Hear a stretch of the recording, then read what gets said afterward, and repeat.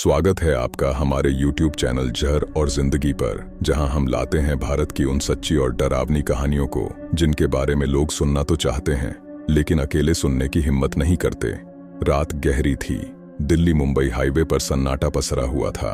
घड़ी में रात के 2:30 बज चुके थे और आसमान में बादल छांत को ढके हुए थे। सड़क के दोनों ओर घना जंगल था जिसके पेड़ों की छायाएं हेडलाइट्स की रोशनी में डरावनी लग रही थीं। अरुण शर्मा, एक 32 साल का बिजनेसमैन, अपनी चमचमाती ब्लैक SUV में तेजी से ड्राइव कर रहा था। वह दिल्ली से मुंबई जा रहा था, एक अहम बिजनेस मीटिंग के लिए। उसका चेहरा थकान से भरा था, आंखें भारी हो रही थीं। उसने रेडियो चालू किया लेकिन सिर्फ खरखराहट सुनाई दी। कमबख्त सिग्नल। उसने बड़बड़ाते हुए रेडियो बंद कर दिया। अरुण ने अपनी कॉफी का थर्मस उठाया लेकिन वह खाली था। काश कोई ढाबा मिल जाए, उसने सोचा। तभी उसकी हेडलाइट्स में एक साया दिखा। सड़क के किनारे एक मोड़ पर एक औरत खड़ी थी। वह लंबी थी, लाल साड़ी में लिपटी और उसके खुले बाल हवा में लहरा रहे थे। उसका चेहरा इतना सुंदर था कि अरुण की नजरें ठहर गईं। वह हिचकिचाया। इतनी रात को इस सुनसान हाईवे पर एक अकेली औरत, कहीं डकैत तो नहीं, उसने सोचा। लेकिन फिर उसने कार धीमी की। औरत ने हाथ उठाकर रुकने का इशारा किया। उसकी मुस्कान मोहक थी और आंखों में एक अजीब सी चमक। अरुण ने कार रोकी और खिड़की नीचे की। कहाँ जाना है? उसने पूछा। औरत ने एक मधुर गहरी आवाज में जवाब दिया, मुंबई की तरफ। मेरी कार खराब हो गई। उसकी आवाज में कुछ ऐसा था जो अरुण को खींच रहा था। बैठो, उसने दरवाजा खोलते हुए कहा। औरत चुपचाप अंदर बैठ गई। उसने अपना नाम बताया, रिया। करीब से वह और भी आकर्षक लग रही थी। उसकी त्वचा गोरी थी, होंठ लाल और आंखें गहरी, जैसे कोई रहस्य छिपा हो। उसकी साड़ी के नीचे उसका फिगर परफेक्ट था, पतली कमर, भरी छाती। अरुण की नजरें बार बार उसकी ओर जा रही थीं। इतनी रात को अकेले? अरुण ने बात शुरू की। रिया ने हल्के से मुस्कुराते हुए कहा, मैं रात की रानी हूं, रात मुझे पसंद है।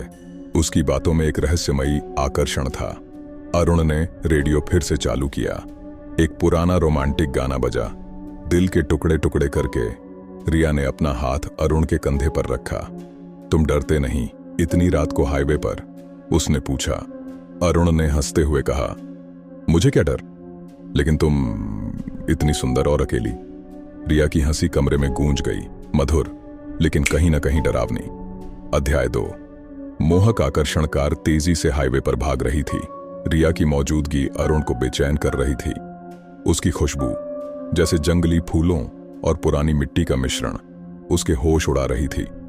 तुम बहुत बोल्ड हो, रिया ने कहा। उसका हाथ अब अरुण की जांघ पर था। अरुण का दिल तेजी से धड़कने लगा। उसने कार सड़क के किनारे रोकी। चारों तरफ जंगल था और सन्नाटा इतना गहरा कि कार का इंजन भी जोर से सुनाई दे रहा था। रिया ने अपना चेहरा अरुण के करीब किया। उसकी सांसें गर्म थीं और आंखें चमक रही थीं। तुम्हारी आंखें बहुत सुंदर हैं, उसने फुसफुसाया। अरुण ने जवाब दिया, तुम तो पूरी की पूरी सुंदर हो।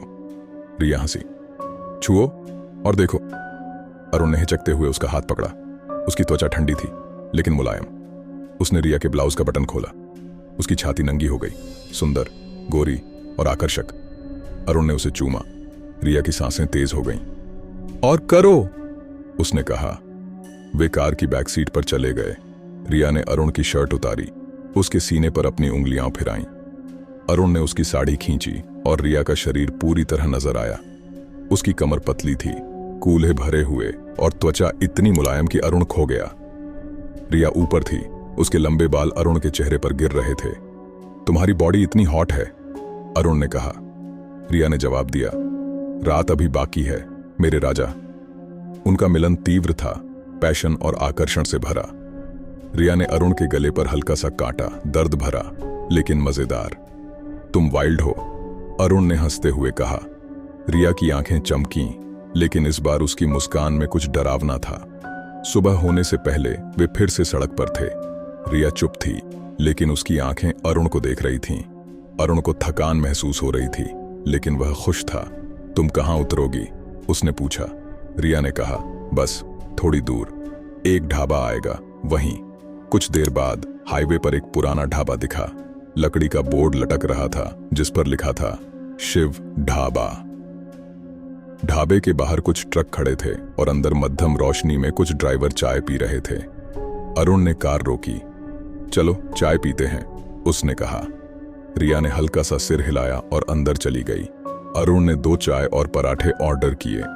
तभी एक ट्रक ड्राइवर ने रिया को देखा और उसका चेहरा पीला पड़ गया। वह अरुण के पास आया और फुसफुसाया, भाई वह औरत, वह रिया है। अरुण ने हैरानी से पूछा, तुम जानते हो उसे? ड्राइवर ने घबराते हुए कहा, हाईवे की चुड़ैल। कई साल पहले इस हाईवे पर एक औरत का एक्सीडेंट हुआ था। वह सुंदर थी, लाल साड़ी में। लोग कहते हैं वह रात को हिचहाइक करती है, पुरुषों को लुभाती है और फिर उनका खून चूस लेती है। अरुण हंस पड़ा, यह सब बकवास है, वह तो मेरे साथ है। लेकिन ड्राइवर गंभीर था। साहब सावधान रहना, कई ड्राइवर गायब हो चुके हैं। अरुण को शक हुआ। वह रिया की ओर देखने लगा। रिया चाय पी रही थी, लेकिन उसकी आंखें अब अजीब लग रही थीं, लाल, चमकदार। अरुण ने गले पर हाथ फेरा। वहां काटने का निशान था और हल्का सा दर्द। शायद मच्छर ने काटा, उसने सोचा। वे कार में वापस बैठे। रिया फिर करीब आई। उसने अरुण के गले पर किस किया। इस बार उसके होंठ ठंडे थे, जैसे बर्फ। अरुण ने कहा, तुम ठीक हो? रिया ने जवाब दिया, मुझे भूख लगी है। उसकी आवाज में अब मधुरता कम थी और कुछ डरावना था। अरुण ने कार स्टार्ट की, लेकिन उसका शरीर भारी हो रहा था। हाईवे पर सन्नाटा और गहरा हो गया। जंगल की छायाएं अब और डरावनी लग रही थीं। रिया का हाथ अरुण की जांघ पर था, लेकिन अब उसका स्पर्श ठंडा था। अरुण ने पूछा, तुम सचमुच कौन हो? रिया की आंखें लाल हो गईं। उसका चेहरा बदल रहा था, पीला, बेजान। उसके दांत लंबे हो गए, जैसे नुकीले खंजर। तुम चुड़ैल हो? अरुण चीखा। रिया की हंसी गूंज उठी, ठंडी, डरावनी। चुड़ैल नहीं, मैं वैम्पायर हूं। इस हाईवे पर मैं पुरुषों को लुभाती हूं, उनके साथ सोती हूं और उनका खून पीती हूं। तुम मेरे शिकार हो। अरुण का दिल जोर से धड़कने लगा। उसने कार की रफ्तार बढ़ाई, लेकिन रिया ने उसका कंधा पकड़ लिया। उसकी पकड़ इतनी मजबूत थी कि अरुण दर्द से चीख पड़ा। वह कार से बाहर भागा। जंगल में अंधेरा था और रिया पीछे थी। उसकी आंखें चमक रही थीं, जैसे शिकारी की। तुम नहीं भाग सकते, उसने कहा। अरुण ने जेब से लाइटर निकाला और पास के सूखे पत्तों को जलाने की कोशिश की। आग भड़की। रिया चीखी और पीछे हटी। अरुण कार की ओर भागा और स्टार्ट की। रिया बाहर थी। उसकी आंखें अब भी चमक रही थीं। अरुण ने कार को पूरी रफ्तार से भगाया। उसका शरीर कमजोर हो रहा था और गले का निशान जल रहा था। वह एक ढाबे पर रुका। वहां कुछ लोग थे। मदद! वह चीखा। लोग दौड़े। अरुण ने रिया की कहानी बताई। एक बूढ़े ढाबे वाले ने कहा, वह हाईवे की रानी है, कई सालों से वह यहां भटकती है। अरुण को अस्पताल ले जाया गया। डॉक्टर ने कहा कि उसका खून कम है, गले का निशान गहरा था। अरुण बच गया, लेकिन रातें अब डरावनी हैं। उसे लगता है कि रिया उसे बुला रही है, आओ फिर से मिलें। वह अब हाईवे पर रात को नहीं निकलता। लोग कहते हैं कि रिया अब भी उस हाईवे पर भटकती है, अपनी अगली शिकार की तलाश में।